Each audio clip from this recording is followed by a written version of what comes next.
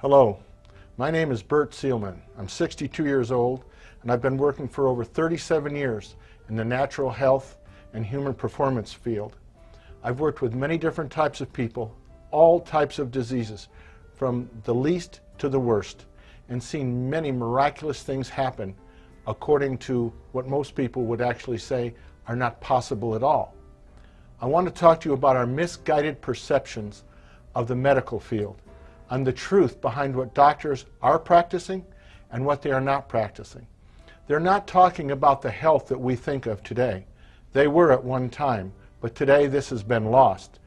I'm talking about the health that comes from total restoration, realizing that every 4 days we have a new stomach lining. Every 28 days we build a new layer of skin. Every 16 to 18 months our body is brand new to every cell. Think about how what we put in our mouths can change who we become as this time period changes. If we're going to eat ho-hos and ding-dongs, we're obviously going to become ho-hos and ding-dongs. What I'm talking about today is intent.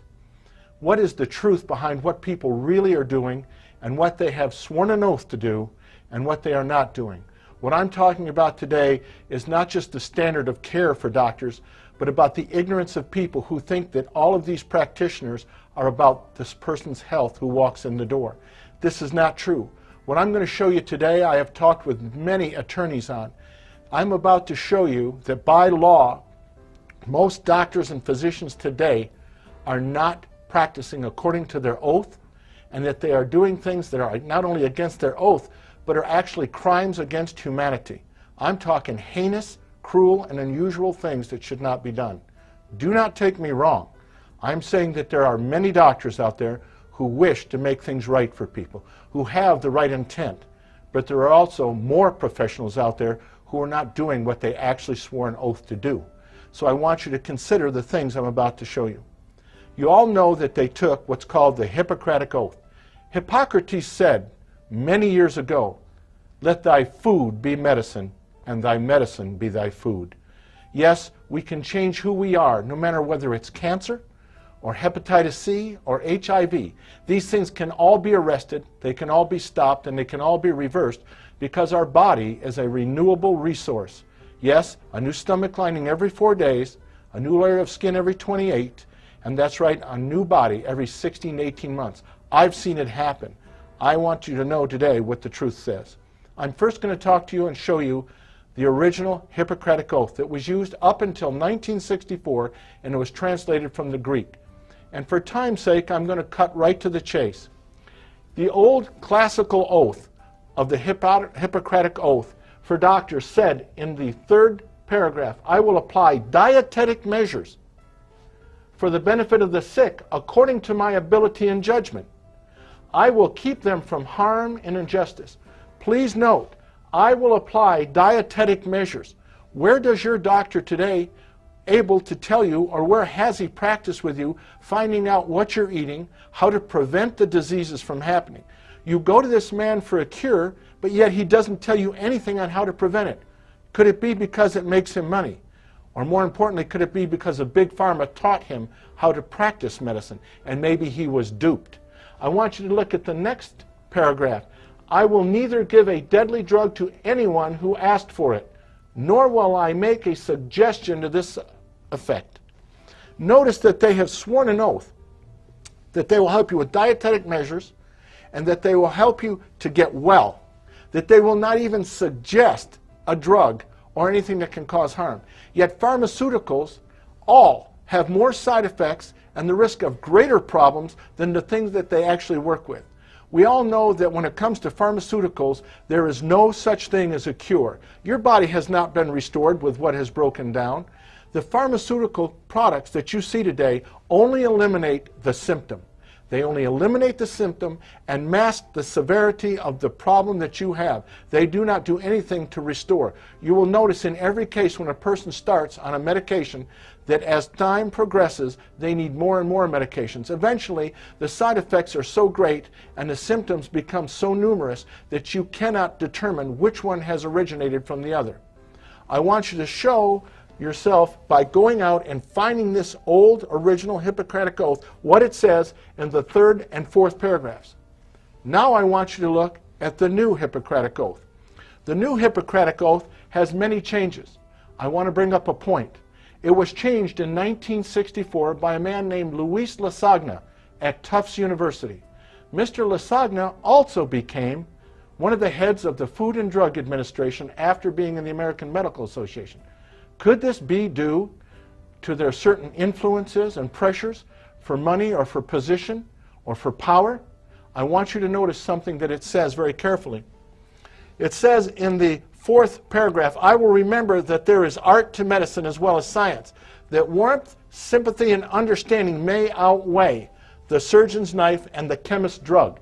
You'll notice that the chemist's drug has now been put in. Where did this come from and why? Could this have been something from Big Pharma? Look at the next paragraph. I will not be ashamed to say I know not, nor will I fail to call in my colleagues when the skills of another are needed for a patient's recovery. Recovery? Or recovery for him to do another service that could cost you something more. I want you to look farther into this.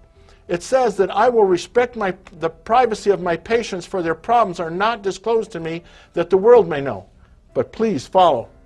Most especially must I tread with care in matters of life and death.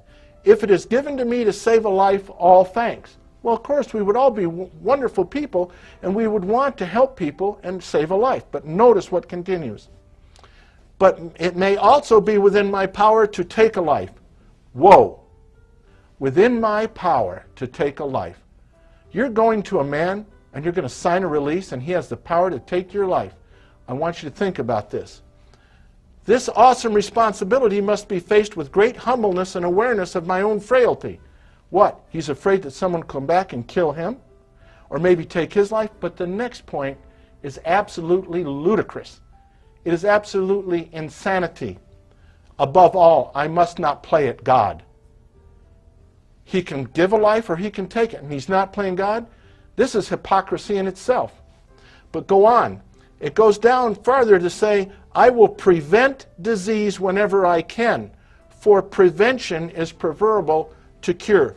Now I want to ask you, cancer cannot be cured until you go back and help the self-cleaning mechanism of the cell. We've done this with too many people. I've seen it done with many healthcare practitioners. There is an actual restoration that can happen with your body because it is a renewable resource. But where are they talking about prevention? There is no prevention. In fact, Big Pharma has gone on TV today to actually sell you the drug so that you go to your doctor after hearing it on the TV and demand that you get it. But do you know the long-term side effects? Remember, once you start on a pharmaceutical, it is only masking or stopping the actual symptom. The disease itself is progressing. Shouldn't we go back and restore the body from whence it came? Shouldn't we go back to nutrition and start to do what we need to do? If you always do what you've always done, you always get what you've always gotten. I want you to notice, they say, I will prevent disease. This is an oath, a solemn vow. By law, they are breaking their own oath. This is a crime against humanity. I say that such people who commit these crimes should be charged with crimes against humanity. I believe that these people are nothing more than modern paid terrorists who have licensed themselves and their organizations to put them above what we know as common sense. I'm asking you to consider these things that these doctors do. By their own admission, they are not doing what they have sworn to do. I say, take your health into your own hands. That going to a doctor is a big possibility for you actually signing your life away. Is it about your health or is it about his money?